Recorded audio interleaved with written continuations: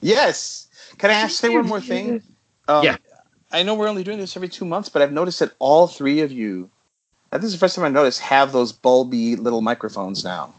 Mm-hmm. I feel like I need to really get one. We have for a while. I know. I guess I just haven't. I don't know. Should I get one? I thought Betsy's, yours is really pretty. And it only picks up like what's in front of it. I can eat this chocolate over here. Whose is the best of your three? I think they're all the same. They're all snowball mics. They're all, aren't they? Yeah. They're all the same. Yours, Betsy's is just chrome, so it looks cooler. All right. So, Liz and I are regular stormtroopers, and Betsy's like that special stormtrooper that Gwendolyn Christie played. Oh. Yes, right.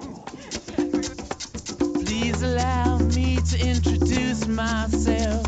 I'm a man of wealth and taste. I've been around for a long, long year. Stole many a man's soul and faith. I was around when Jesus Christ. All right. Let's do it to it. Popping Collars is back, y'all. Woo!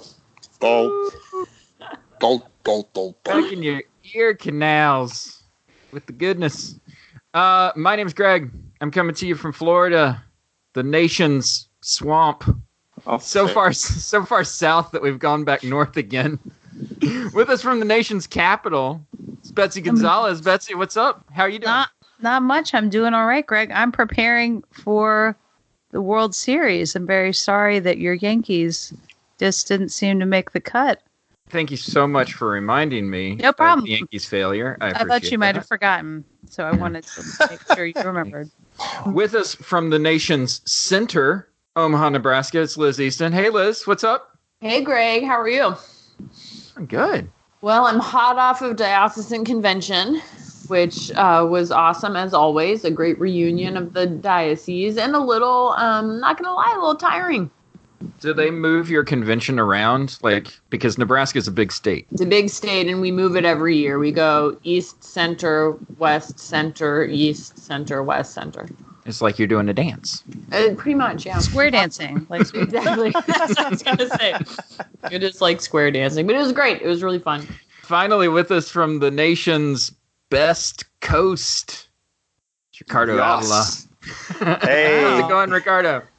Greg, thanks. It's going well. I'm a little under the weather tonight, so any sniffles you hear on the podcast can be traced directly to San Mateo, California, where I am recovering from a 2.5-week pilgrimage in France, which was fantastic.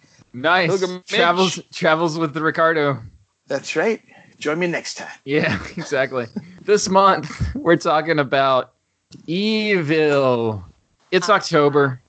It's that time of year where you're driving around, you're seeing spooky stuff all over the place. But then there's also a lot of stuff in the zeitgeist right now. I don't know if you've heard. Joaquin Phoenix has this Joker movie, a little controversial. I got swept up in the whole Succession show on HBO, which is about maybe the worst family in the history of the world and how they kind of manipulate each other and backstab each other. And so we're going to go around the horn. So who wants to kick us off with their vision of evil? Betsy? I always go first.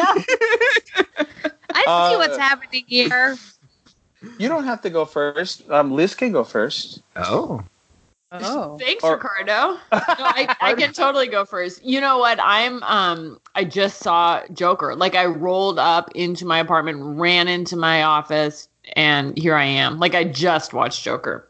Oh, wow. So I'm a little shook.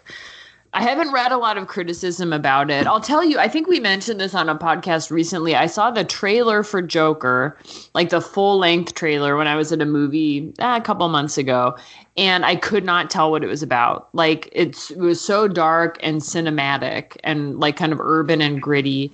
And at first I thought it was about John Wayne Gacy, the serial killer who dressed up like a clown. And then I was like, no, that's not it. Why is he dressed like the Joker? And at the very end of this totally terrifying trailer, I realized that it was about the Joker of the Batman.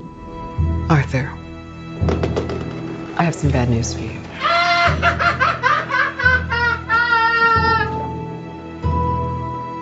This is the last time we'll be meeting. You don't listen, do you? You just ask the same questions every week. How's your job? Are you having any negative thoughts? All I have are negative thoughts. For my whole life, I didn't know if I even really existed.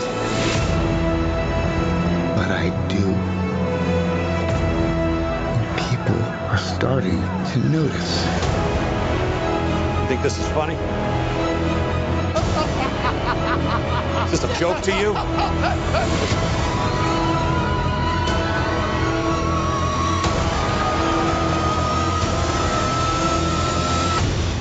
Murray, one small thing. Yeah. When you bring me out, can you introduce me as Joker? So I saw the movie tonight only to prepare for this podcast, and a couple things happened. One is that I saw it in a theater with not a lot of people, and there were some people who had a reaction that was entirely opposite of mine.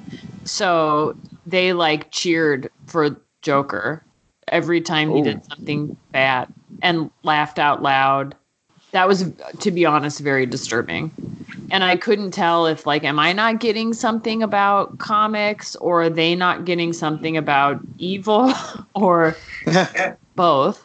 So I thought that it was a depiction of evil the way that we tend, I think, to interpret it in the West today, which is that it was a combination of personal brokenness and societal structures, and it was relative. It was not objective. It was hard to tell who was evil in this, even though it was Joker, right? I came into it with the whole Batman story. So I thought this was the origin story of the chief villain of Batman, and that Batman is good and Joker is bad. And that got all turned around in this, which was interesting and also kind of disturbing.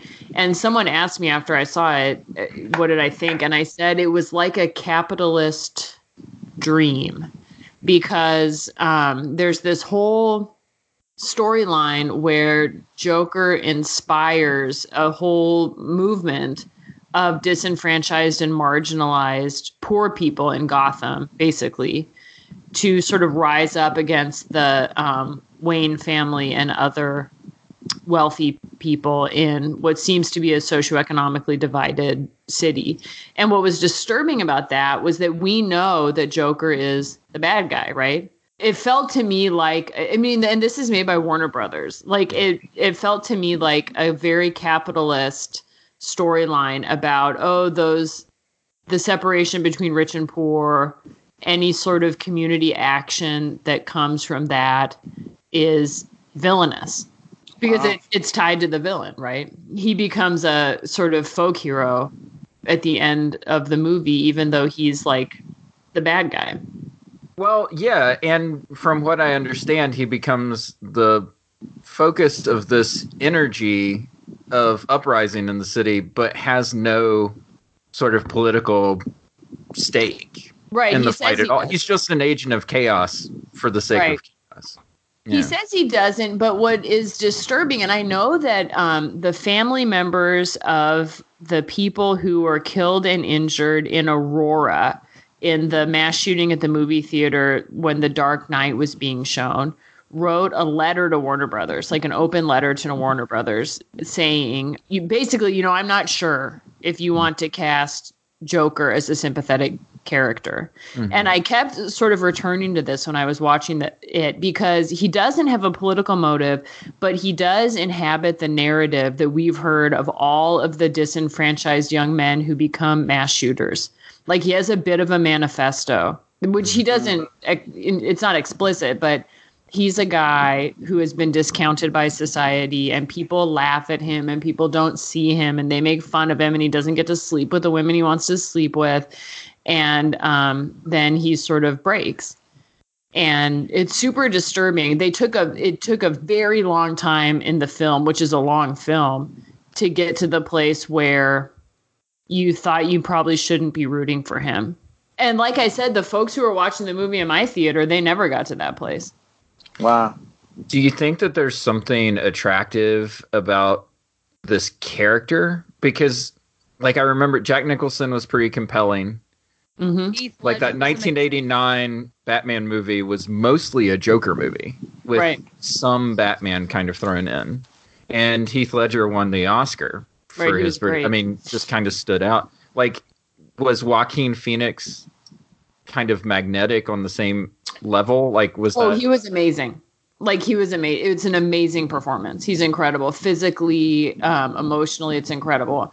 And I do think, like, a lot of these comic books have sort of become our canon in American pop culture over time. So there is something kind of fun and compelling and super creative about recasting the origin story of a character. So you can imagine that in the biblical narrative too. Like if you wrote a different story about Cain and Abel, you know, and really drilled down into that story and looked at it through a different lens. Like there's only so much we can do with these characters. So going back to the beginning and recasting their origin story feels really creative.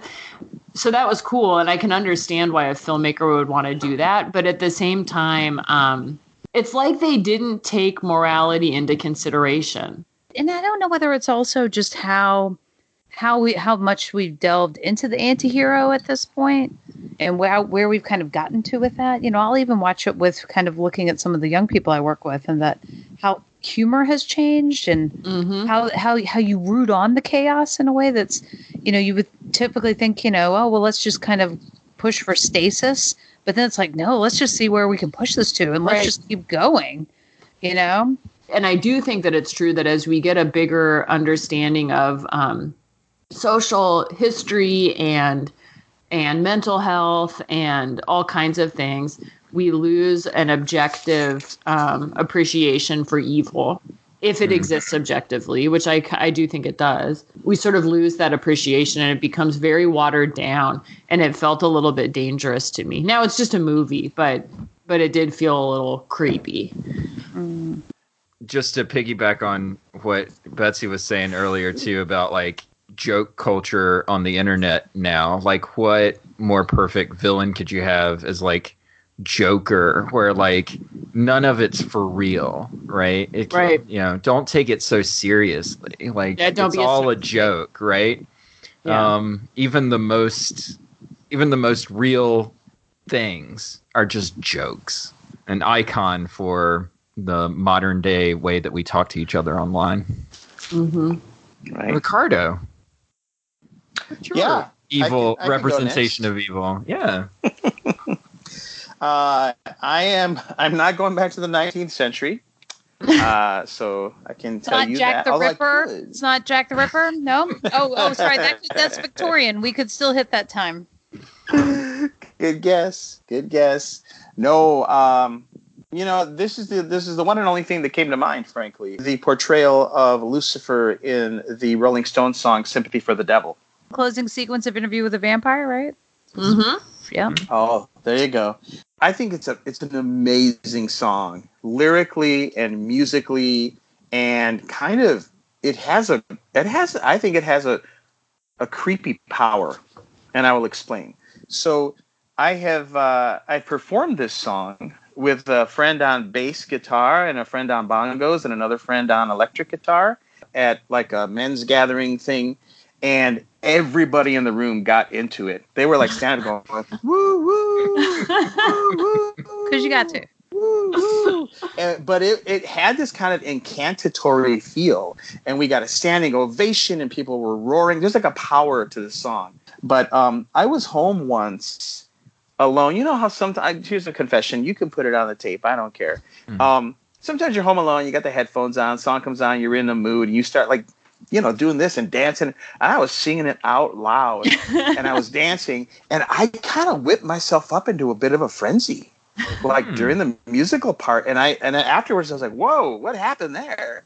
This idea of a historical presence. And I stuck around St. Petersburg when I saw it was the time for a change, killed the Tsar and his ministers, Anastasia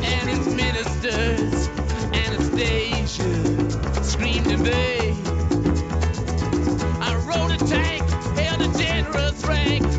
when the blitzkrieg raged and the bodies stank. Pleased to meet you. Hope you guess my name. Oh yeah. I was puzzling you with the nature of my game. Oh yeah. I watched with glee while your kings and queens fought for 10 decades for the gods they made. I shouted out, who killed the Kennedys when after all it was you and me? It's intense. And I mean, just as every cop is a criminal and all the sinners saints, as heads is tails, just call me Lucifer, because I'm in need of some restraint. So if you meet me, have some courtesy, have some sympathy and some taste. Use all your well-learned politesse, or I'll lay your soul to waste.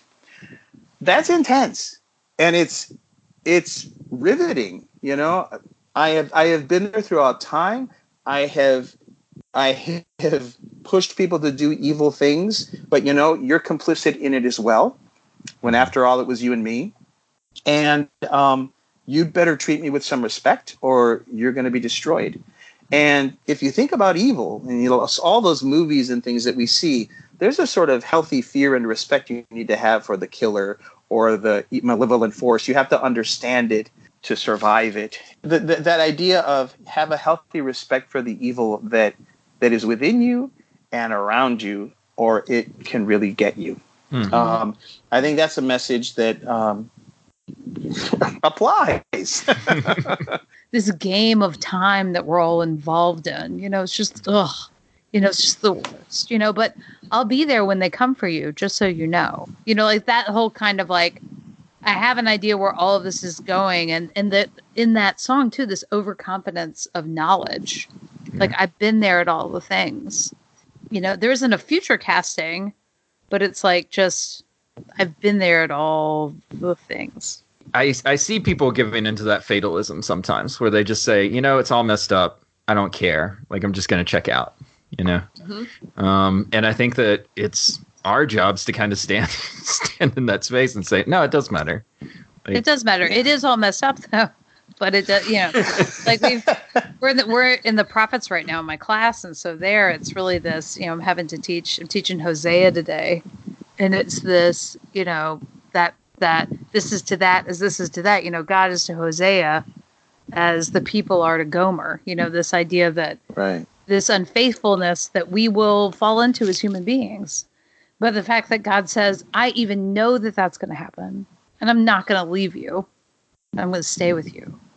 You know, that kind of element of screwing up. And it's like, I don't want the kids walking out of the class being like, well, all human beings are wicked, you know, but it's more this idea of like, well, no, we just screw up. And sometimes we screw up in really gigantic ways. And sometimes we screw up in small ways throughout our day or whatever that might be. But that is the element of humanity. It would be interesting if there was a response to that song, like a conversation with it from the perspective of God or Christ. Like, yeah, I was here too. You know, I was like, right. Yeah. Right. Yeah. When I conjugate, when we do like the burning bush and you're like, you know, my name is I am. And I'm like, what verb is this? And they're all like, to be. I'm like, well, it's conjugated. You know, I was, I am, I will be. You know, it's, the songs are saying that would actually be really interesting, Liz. All right. Liz has her homework. Yeah. Right. No. Yeah, you're gonna write a song, Liz? I need you to write a song as good as the Rolling Stones' "Sympathy for the Devil." We'll see. That would be a great sermon, though, wouldn't it? It would be, and we'll just do all the oohs. Oh, okay, great. There you go. My backup singer. Like, what is evil? Well, for our intents and purposes, while there may be an evil presence that exists outside of ourselves that is supernatural, our job is to caretake ourselves and those around us. So whether that exists or not, your job is to kind of quell the evil that might be inside you. You know, the racism or the unkindness or the jealousy or the self-loathing that can bring you to do things like the people in the movie Joker do.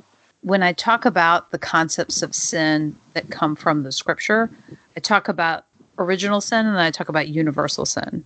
And so this idea of like original sin that gets developed later, this idea that the sin that dwells within us, right? When that Paul says is like in the flesh, right? That sort of idea from within. And then from the Cain and Abel story, God says sin is lurking outside the door and it's, you know, it's looking for you.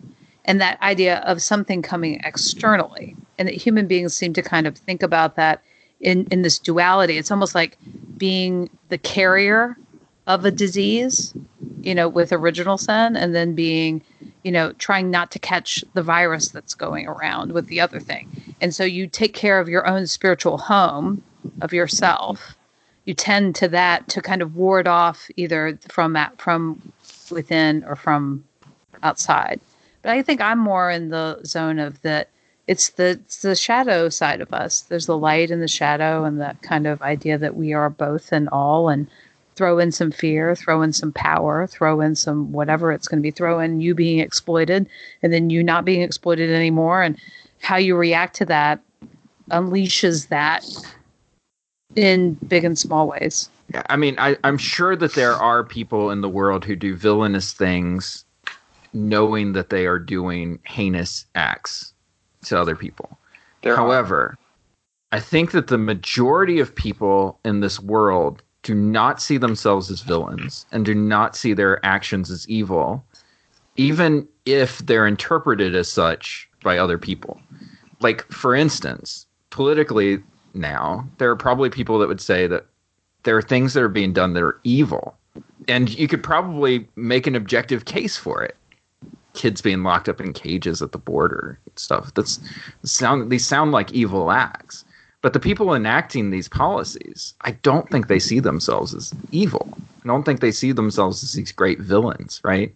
Because it's their desire to have something, whether that be security, money, power, influence. Like, it's that desire that drives you towards evil acts, it feels like to me. So this conversation kind of leads into mine. Dang it, Greg. I was going to do that. But that's sorry. Go right ahead. From first to last, Betsy. I was going to give you first, and now I've pushed you all the way back. Yeah, that's okay. It's okay. It's okay. Don't worry, you're just developing a supervillain over here, Greg. That's fine. We all have a backstory. Yeah, and now I'm going last. Mine is Training Day. All right, I'll go back to the valley. I'll cut parking tickets, you know?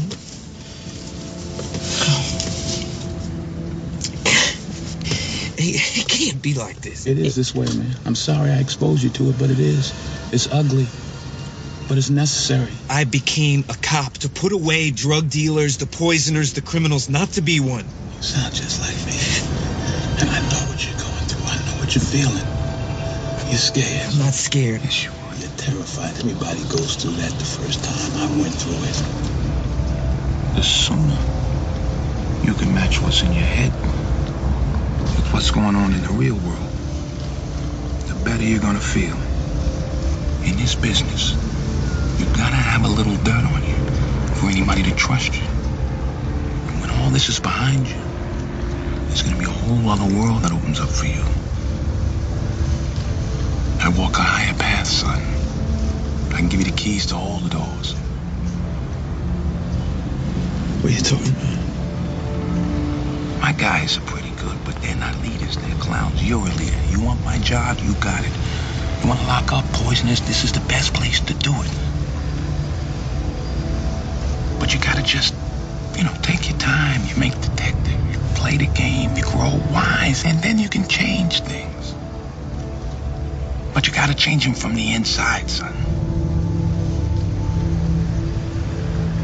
Let's go downtown to the station. You talk to my guy, Stan. And then we'll walk you through what you gotta say to the DA guys, okay?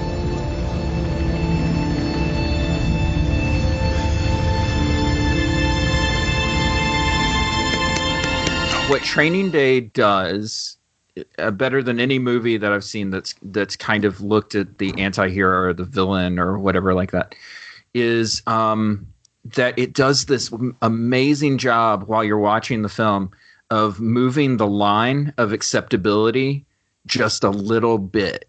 every single time an act occurs. So the premise of the movie is that Ethan Hawke plays like this sort of rookie detective. He's following Denzel Washington, who's this veteran detective, around for a day, learning the ropes of, like, I think he's busting drug dealers and stuff like that. So he's learning the ropes, possibly going to take his job later on. And the way that Denzel Washington's character operates is that, you know, he does something a little off the book, and then it's a little bit worse, and then it's a little bit worse, and then somebody gets killed, and it's like, and then something even worse happens, and then by the time you realize it as an audience that things have gone too far, Ethan Hawke's gone so far down the road that he doesn't understand. Like, he's compromised so much that he doesn't even understand what's happened to him. I think that that's what stood out to me about Training Day, was the seductive nature of it. You know, there's an enchanting aspect to evil, and I think Ricardo touched on it with Sympathy for the Devil. I think, you know, these constant portrayals of the Joker and the magnetism of that character for whatever reason. I think that that's part of it too. There's something kind of enthralling that kind of sucks you in, like you're going into a spider web, and then when you realize, like, oh, this is probably too far, then it's probably too late, and you've probably done something that you regret. And who better to play that than Denzel Washington, right? Like this angelic kind of presence, you know, and like this completely like captivating, you know, beautiful person, like draws you in to this web only to realize that he's destroyed you. Yeah, I think that's great. Wow. I haven't seen that movie. I wish I have. I like Denzel Washington, but I keep thinking of him on St. Elsewhere. Wow. Like Deep cut. I always do, even to this day. And he was so sweet there, but it sounds like he's pretty wicked in that movie, I understand. Well, I mean, maybe towards the end. For the majority of the movie, he's just kind of compelling, just kind of understands the world and how to get things done, you know. And if you want to get things done, you've got to break the rules. You've got to compromise. You've got to do all this stuff. There's a sports writer who has a quote that part of me understands and believes, obviously, but then another part of me doesn't like it. And his quote is that if you ask an athlete a question, it doesn't matter what they say to you in response. The answer is always money. Mm. Oh no! Ouch. So it doesn't matter what question you ask them. The answer is always money. That's why. But they may tell you something else. But the answer is money.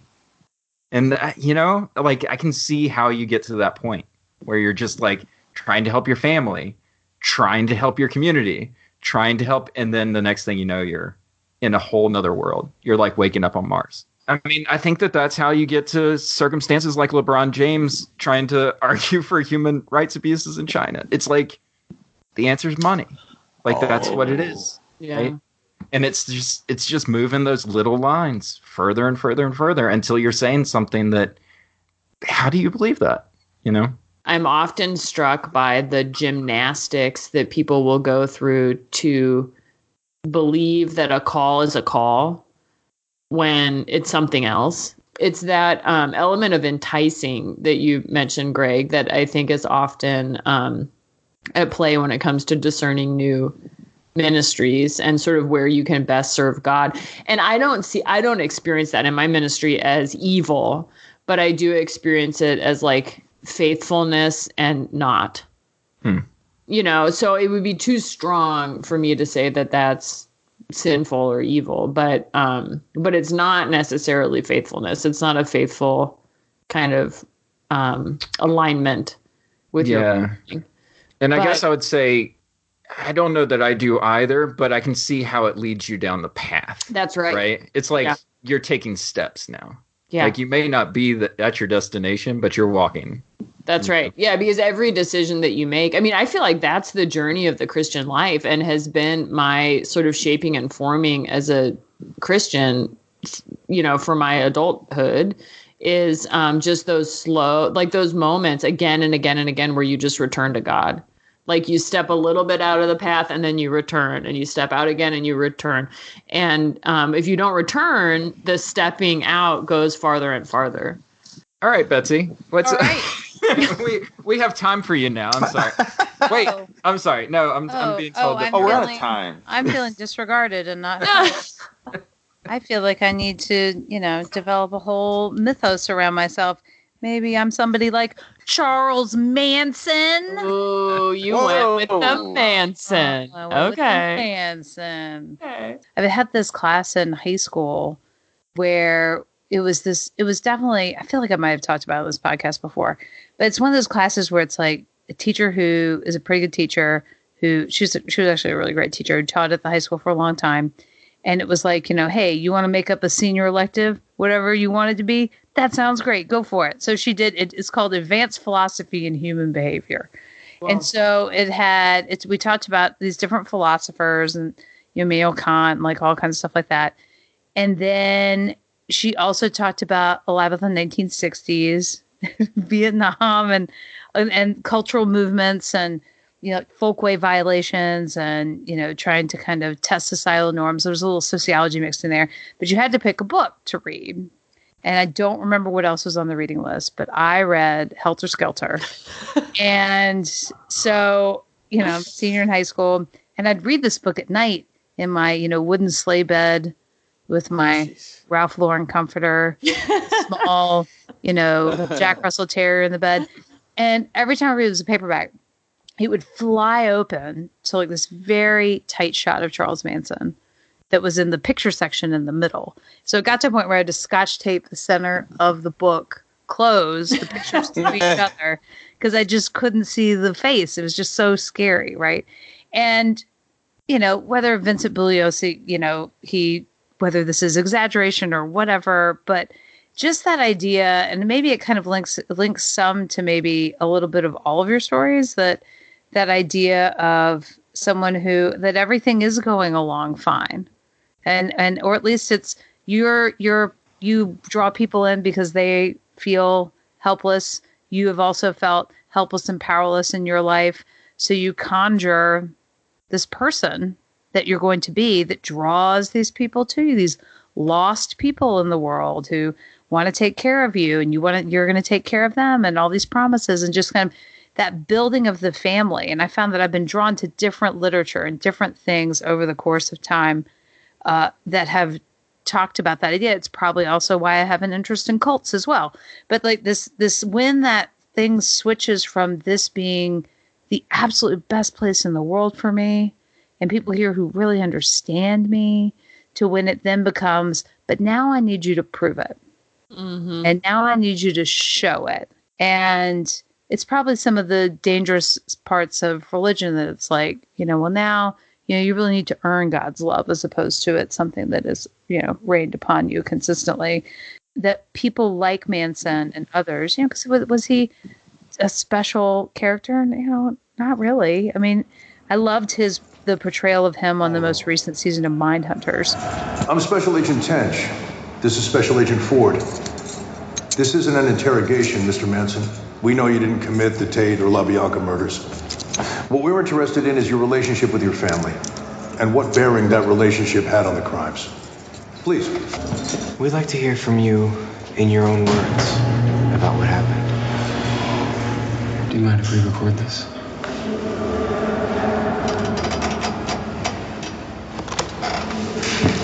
Over the years, some members have blamed you for the murders, then changed their story. Others, quite famously, have protected you. You seem to have a hold on them, even from prison. But no matter what they say, you maintain the same story. Because my truth is simple, and your truth's complicated. Complicated how? Well, you don't see it, but the only truth is now. Now is the only thing that's real. Well, we're mainly interested in then. How you met, influenced, and indoctrinated the people who follow you. Indoctrinated? Come on, man. How did the family begin? Did you start with the girls? These people you call a family, they're just children that you didn't want. You threw them out like trash. So I picked them up off the side of the road and I said this: in love, there is no wrong. Love? That's what you taught your family? You're a family man, Agent 10? Yeah. Yeah, he's a family man too, with his keys and his gun. He's teaching his children right now. They're learning his beliefs, and they'll be living them. And you're teaching your children. Look at yourself. Judge the lies you live in. These children that come at you with knives, they're your children. They were your followers, Charlie. You gave them the knife. You taught them. I didn't teach them. I just tried to help them stand up. And they stood up, went out, and killed 7 innocent people. So now it's my fault? It's my fault that your children do what they do? Your own children, who you were neglecting? We know that no one in the family acted without your approval, Charlie. Well, if you know, you know. You don't need to talk to me. It's yourself you need to talk to. He can spin you around with his stories, and he can just kind of get you into that mind frame of like, okay, all right, you know. And so that's why and then some of it is it's that evil in plain sight, especially when you start kind of going back and looking at just the interactions between, and I have not seen Once Upon a Time in Hollywood, but there was that podcast. Oh, they did a wonderful Manson series, and it's not on anymore. You but must just remember this. Yes, and that Great. just totally just woven into the fabric of Hollywood. You know, it's just like this is the times, and it was in plain sight, and then it just becomes somebody's vision, and it just becomes all mixed up and terrible. You know, I never felt like I've ever been taken in by somebody like that, but I've definitely run into people that have that kind of magnetism to them for sure. You know, definitely in the ministry, and it's like you got to watch what you do with that. Yeah. You have a gift, my friend, and it can go very wrong for you right here. And I think that also in me, I know that some of my shadow side and the thing that can be played upon in me is my pride.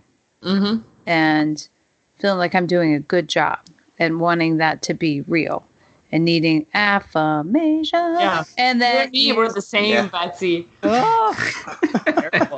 Keep it in check. So, you know, if the Beach Boys don't like your song, Liz, you know, you can just keep playing them. Start a family. That's right. They live in the desert. Killer family. Right. I need a little ranch. Oh, you know, but there's my guy. Charles Manson still fascinates me after all these years. Probably, you know, Jim Jones would have been my number 2. God, why did I think of Jim Jones? That would have been the one. No.